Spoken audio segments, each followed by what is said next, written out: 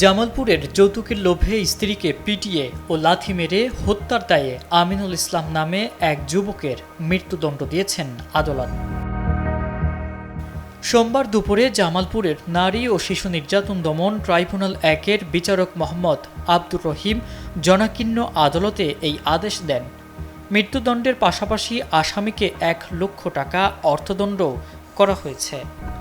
সব মশার বিরুদ্ধে সুরক্ষা দিতে এলো বসুন্ধরা এক্সট্রিম অ্যারোসল, মশার বিরুদ্ধে এক্সট্রিম সুরক্ষা। মামলার নথিপত্র থেকে জানা যায়, ২০১৮ সালে দেওয়ানগঞ্জ উপজেলার বেনুয়ারচর এলাকার আমিনুলের সাথে বকশীগঞ্জ উপজেলার সুজানা আক্তারের পারিবারিকভাবে বিয়ে হয়। বিয়ের পর সুখের সংসার হওয়ার কথা থাকলেও সুজানার জীবনে নেমে আসে যৌতুকের অভিশাপ। সামান্য টাকার দাবিতে প্রায়ই তাকে অমানসিক নির্যাতনের শিকার হতে হতো।